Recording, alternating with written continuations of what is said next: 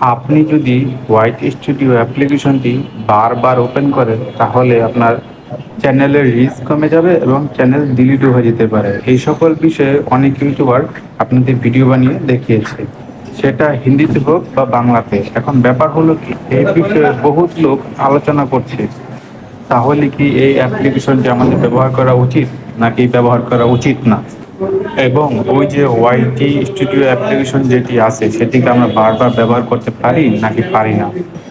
এখন YT studio application যেটা আছে সেটা আমরা ইউটিউবে ভিডিও আপলোড করার পর আমরা বারবার চেক করি যে আমাদের ভিডিও কেমন হলো, ভিউজ কেমন হলো, কীরকম লাইক কমেন্ট উঠলো এবং কোথা থেকে ভিডিও দেখতেছে।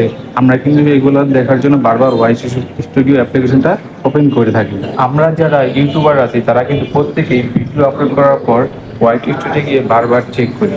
যারা ইউটিউব করে তাদের জন্য খুব ভালো একটা অ্যাপ ওয়াইটি স্টুডিও অ্যাপ্লিকেশনটি, কিন্তু আমাদের অনেক ইমোশনাল মতো কাজ করে, যে মন চায় বারবার গিয়ে দেখি কত ভিউজ আসলো, কত লাইক কমেন্ট আসলো। যখন কেউ বলে ওয়াইটি স্টুডিও অ্যাপ্লিকেশনটি বারবার ওপেন করলে চ্যানেলের অনেক ক্ষতি হবে, চ্যানেলটি ডিলিট হয়ে যেতে পারে, তখন আমাদের মনটা অনেক খারাপ হয়ে যায়। ইউটিউবেতে বর্তমান যে পরিস্থিতি রয়েছে, আগের মতো লং ভিডিওতে কেউ ভিউজ পাচ্ছে না, শর্ট ভিডিওতে প্রচুর পরিমাণ ভিউজ পাচ্ছে। আর যারা লং ভিডিও তৈরি করছে তাদের ভিডিও কিন্তু মানুষ বেশি দেখছে না, কারণ ইউটিউব অ্যালগরিদম শর্ট ভিডিওকে বেশি প্রমোট করতেছে। আর লং ভিডিও মানুষকে অনেক ধৈর্য ধরে দেখতে হয়, তাই সবাই এখন শর্ট ভিডিও বানানোর চেষ্টা করছে, শর্ট ভিডিওর মাধ্যমে সব কিছু বলে দেওয়ার, শিখিয়ে দেওয়ার চেষ্টা করতেছে। তাই লং ভিডিওগুলো আস্তে আস্তে ডাউন হয়ে যাচ্ছে। আর ভিউজরা যখন ইউটিউবে সার্চ করে যে ফেসবুকে পাসওয়ার্ড ভুলে গেছি বা বিভিন্ন যাই ধরনের কিছু সার্চ করে, তাদের সামনে শর্ট ভিডিওগুলো চলে আসে, যার কারণে তারা শর্ট ভিডিওগুলো দেখে না, কারণ লং ভিডিও এত ধৈর্য ধরে দেখার মতো আমাদের এখন আর সময় নেই, তাই সবাই শর্ট ভিডিও দেখা শুরু করে।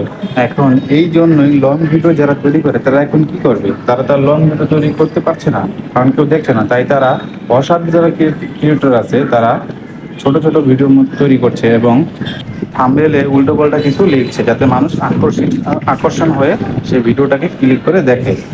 এই যে যেমন দেখেন সবাই লিখছে যে ওয়াইট স্টুডিও অ্যাপ্লিকেশন বারবার ইউজ করলে আইডি চ্যানেল ডিলিট হয়ে যেতে পারে।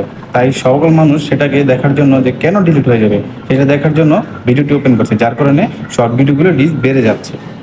এখন সবচেয়ে বড় কথা হচ্ছে, ওয়াইটি স্টুডিও অ্যাপ্লিকেশন যদি আপনি বারবার চেক করেন বা বারবার ওপেন করেন তাহলে আপনার চ্যানেলে কিছুই হবে না, কারণ ইউটিউব ওয়াইটি স্টুডিও অ্যাপ্লিকেশনটি তৈরি করেছে ক্রিয়েটরদের জন্য। আপনি নির্ভয়ে চালাতে পারেন ওয়াইটি স্টুডিও অ্যাপ্লিকেশনটি, আপনার কোনো ক্ষতি হবে না।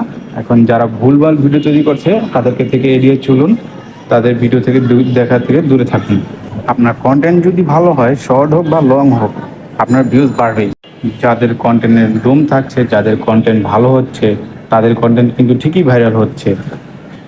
তো আপনাদের এই তথ্যটা দেওয়ার জন্য আজকে ভিডিওটি তৈরি করলাম। ভিডিওটি যদি ভালো লাগে অবশ্যই একটি লাইক করবেন, কমেন্ট করবেন, আর যদি চ্যানেলে নতুন হয়ে থাকেন তাহলে সাবস্ক্রাইব করে দেবেন। আসলে এগুলো করলে কি, একটা কন্টেন্ট ক্রিয়েটরের মনের ভিতরে আরও প্রত্যাশা জাগে, আশা জাগে, নতুন কিছু তৈরি করার আরও আশা জাগে।